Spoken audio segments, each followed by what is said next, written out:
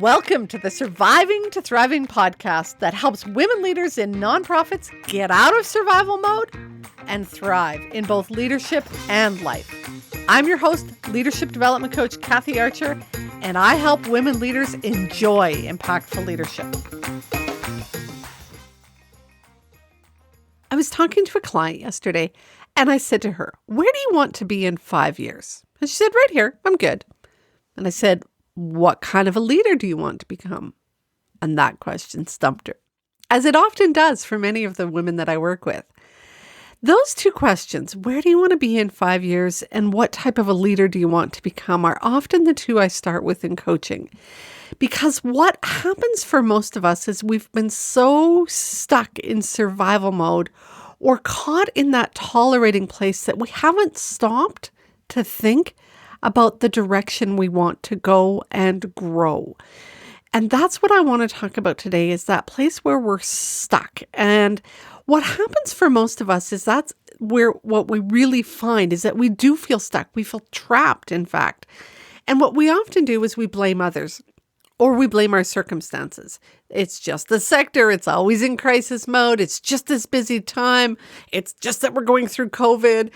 We just opened a new program, whatever. Or if I only had a different boss, or if my board was more supportive, if my staff would do this, or if my husband, or blah, blah, blah, blah, blah. We list all these places. But when I ask most women what gets in their way of growth, development, change, getting what they want, 99% of them say the same thing. And do you know what it is? What would you say if I asked you, what gets in the way of you doing something different, going back to school, taking some training, applying on that position, having that conversation that you've been avoiding for weeks, months, years? What gets in the way? It's us.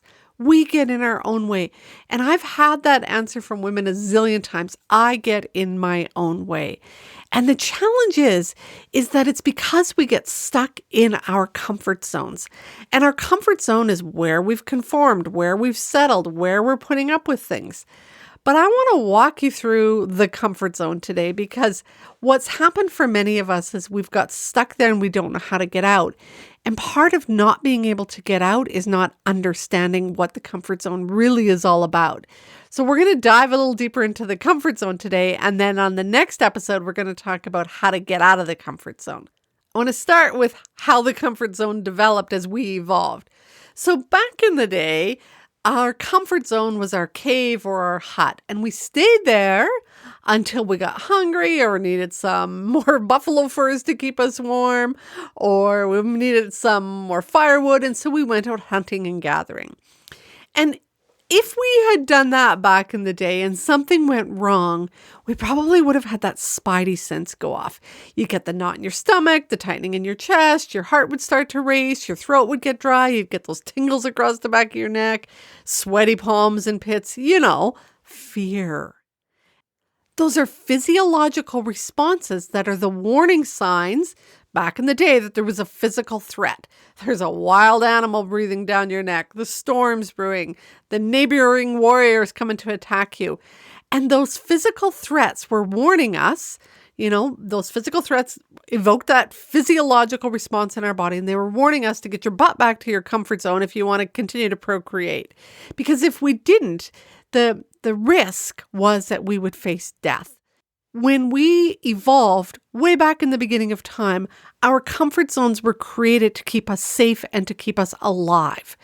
Now things have changed. We're not getting out of our comfort zone to go hunting and gathering. We just gotta, grab the sweater on the back of our chair if we're cold, turn up the thermostat, head to Walmart or Costco. Now, when we're getting out of our comfort zone, it usually means saying something or doing something, that is taking action. So we might have to address an issue with a coworker or client. It's maybe sending that email that feels a little bit awkward, starting a new program, or saying you're closing another one. I was talking to my client yesterday, and she had to make a decision on who was moving teams. And, it wasn't like anybody had volunteered to move teams. And so somebody was basically being forced. That took her outside her comfort zone. And so those are the things that we're often doing. But the challenge is we have that same physiological response that our ancestors felt when they were at risk out of their cave. We get the knot in our stomach, the tightening in our chest, our heart starts to race, our throat gets dry. We get that tingle across our back, sweaty palms and pits. It's that fear that hits us. But what's different now is it's not a fear of a physical threat. It's fear of an emotional threat. And what's giving us that reaction or making us have that fear reaction is the fear of being abandoned. It's the fear that we're going to be judged, that we're going to be rejected, that they might not like what we say, they might quit, people might not support me, people might think I'm an idiot, others won't know what I'm talking about, or they're going to throw me under the bus. And that emotional threat does the same thing to our bodies, that physiological responses it did to our ancestors, and so we scurry back to our comfort zone. But our comfort zone isn't comfortable.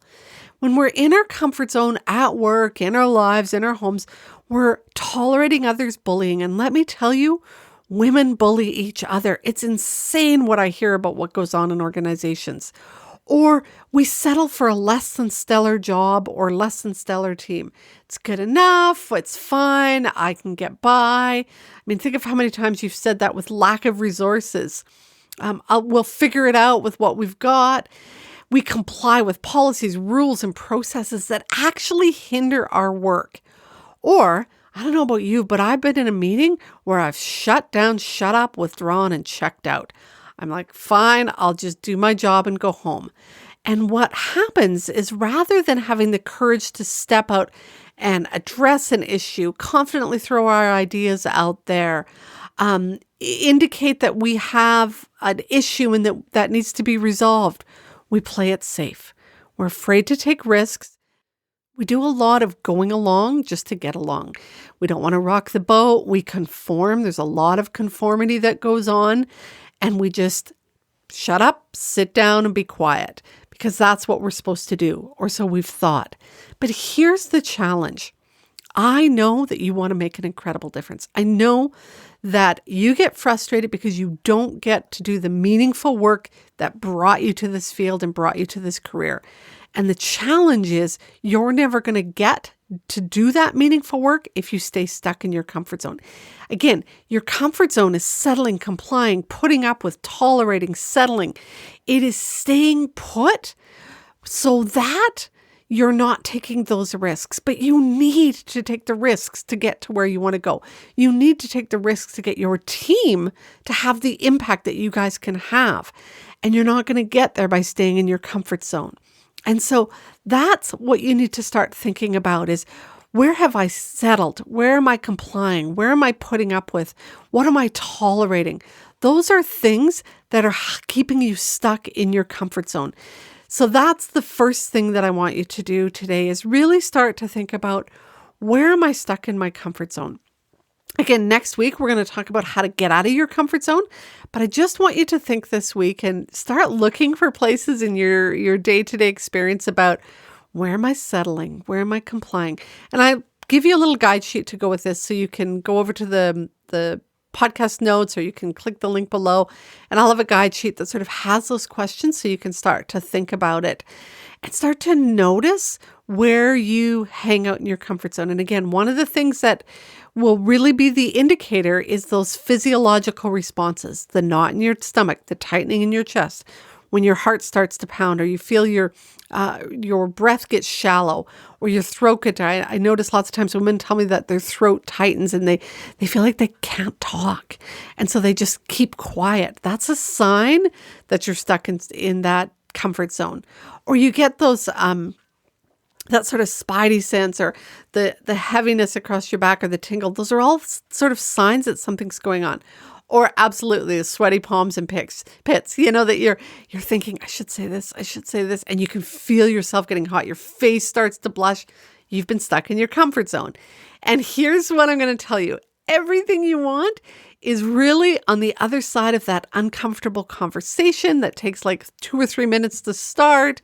It's on the other side of taking that step forward and outside your comfort zone. Your comfort zone keeps you stuck, keeps your team stuck, keeps you all stagnant, keeps you stuck in survival mode or in that tolerating zone. So next week, we're going to talk about how to get out of your comfort zone. But for now, I want you to start thinking about, where am I stuck in my comfort zone?